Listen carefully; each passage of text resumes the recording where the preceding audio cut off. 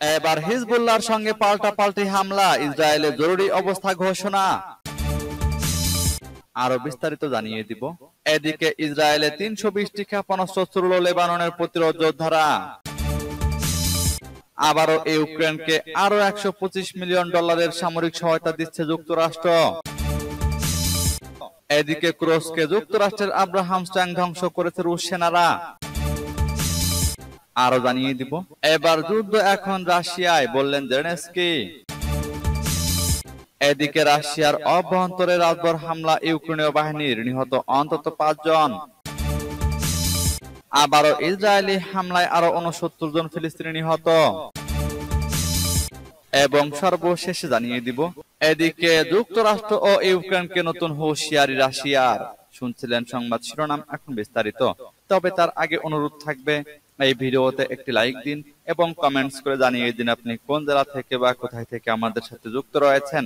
এবং সংবাদের সর্বশেষ গুরুত্বপূর্ণ আপডেট পেতে চ্যানেলটি সাবস্ক্রাইব করে আমাদের সঙ্গে থাকুন। এবার হিজবুল্লাহর সঙ্গে পাল্টাপাল্টি হামলায় ইসরায়েলে জরুরি অবস্থা ঘোষণা। ইসরায়েলি বাহিনী ও লেবাননের হিজবুল্লাহ গোষ্ঠীর মধ্যে পাল্টাপাল্টি হামলার ঘটনা ঘটেছে। অদ্ভুত পরিস্থিতিতে ৪৮ ঘন্টার জন্য ইসরায়েলে জরুরি অবস্থা জারি করা হয়েছে। আজ রোববার এক বিবৃতিতে হিজবুল্লাহ জানায়, গত জুলাই মাসের শেষ দিকে সংগঠনের কমান্ডার ফুয়াদ শওকর হত্যার বদলা নিতে তারা ইসরায়েলে বিপুল সংখ্যক ক্ষেপণাস্ত্র ছুড়েছে। এর মধ্য দিয়ে হামলার প্রথম পর্যায় সম্পন্ন হয়েছে। বিবৃতিতে আরো বলা হয়েছে, ইসরায়েলের ১১টি সামরিক ঘাঁটি ও ব্যারাক নিশানা করে ৩২০টির বেশি রকেট ছুড়েছে হিজবুল্লাহ। এর মধ্যে মেরুন ঘাঁটি সহ অধিকৃত গোলান মালভূমির ৪টি সামরিক স্থাপনা রয়েছে। এর আগে আজ সকালের দিকে লেবাননের দক্ষিণ অঞ্চলে ব্যাপক বিমান হামলা চালায় ইসরায়েলি বাহিনী।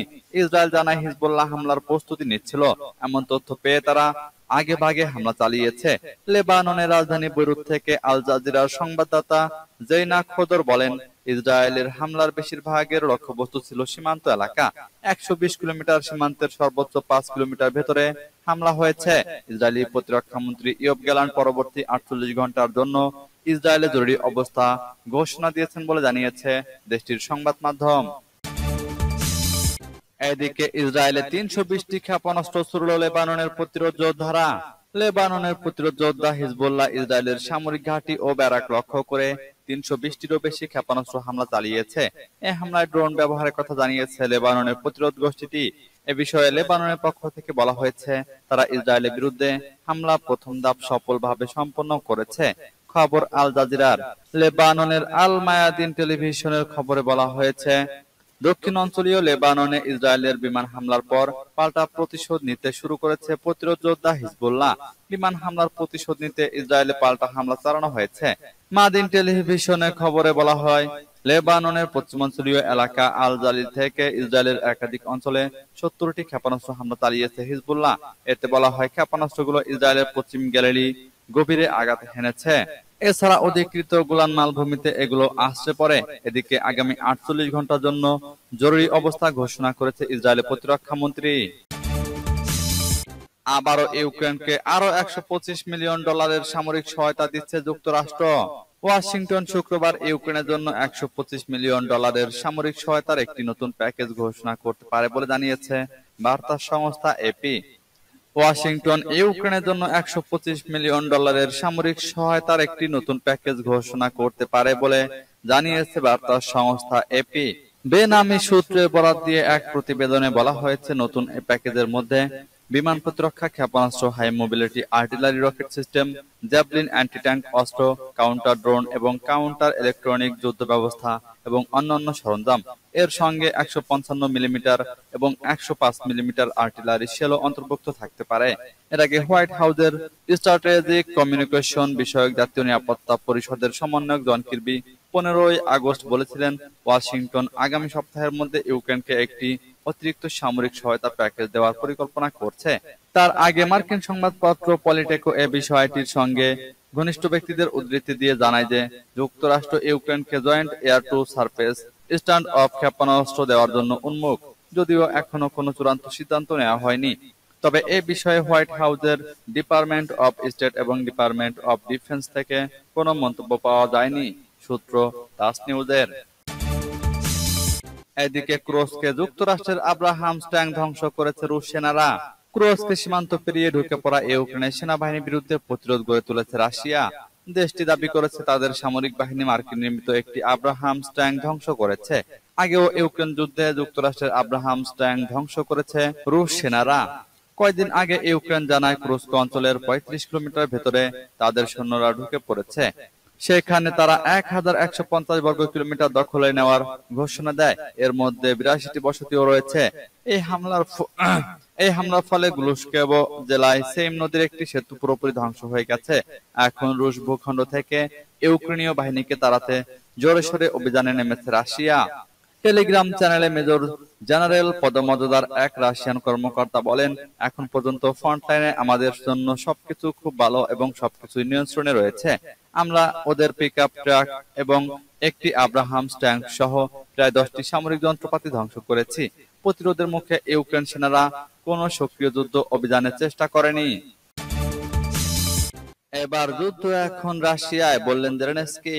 ইউক্রেনের প্রেসিডেন্ট ভলোদিমির জেলেনস্কি বলেছেন, ইউক্রেনকে ধ্বংস করতে চেয়েছিল রাশিয়া, কিন্তু যুদ্ধ এখন তাদের বাড়িতে প্রত্যাবর্তন করেছে। ইউক্রেনের স্বাধীনতা দিবসে এক ভিডিও বার্তায় তিনি একথা বলেন। জেলেনস্কি রুশ সীমান্ত এলাকা থেকে ওই ভিডিও বার্তা দেন। ৬ আগস্ট থেকে রাশিয়ার ভেতরে কুরস্ক এলাকায় হামলা চালাচ্ছে ইউক্রেন। জেলেনস্কি বলেন, ইউক্রেন আবার চমক দিয়েছে।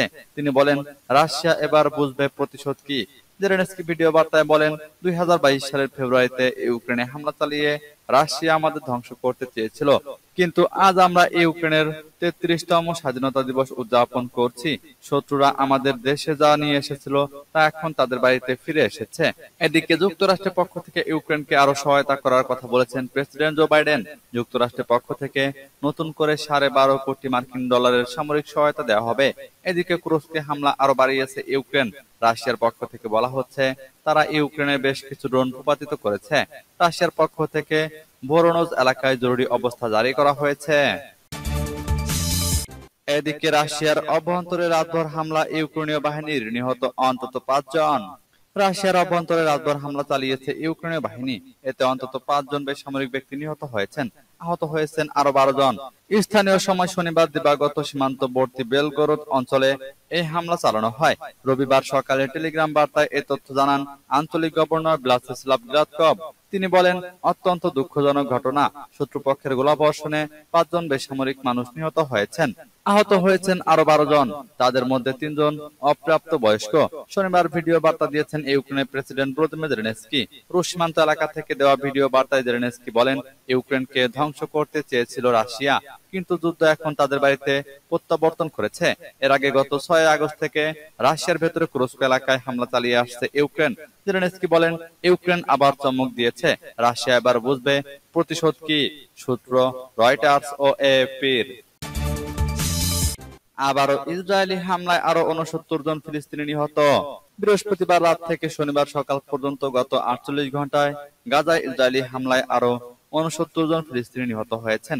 এ সময় আহত হয়েছেন আরো ২১২ জন।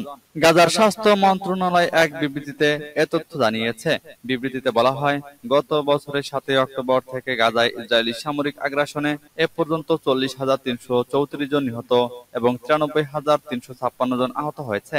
এছাড়া হাজার হাজার ফিলিস্তিনি মৃত এবং আহত অবস্থায় এখনো ধ্বংসস্তূপের নিচে পড়ে আছে। প্রয়োজনীয় চিকিৎসা সেবা এবং নাগরিক প্রতিরক্ষা কর্মীরা তাদের কাছে পৌঁছতে পারছে না।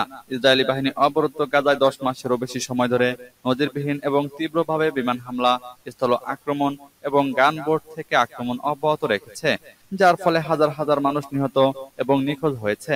দখলদার বাহিনীর আক্রমণ গুরুতর অবকাঠামোতে ব্যাপক ধ্বংসযজ্ঞ ঘটিয়েছে। সে সঙ্গে পানি, ওষুধ ও জ্বালানি সরবরাহের উপর ইসরায়েলের নিষেধাজ্ঞার কারণে উপত্যকা জুড়ে অভূতপূর্ব মানবিক বিপর্যয় ঘটেছে। সূত্র আল জাজিরার।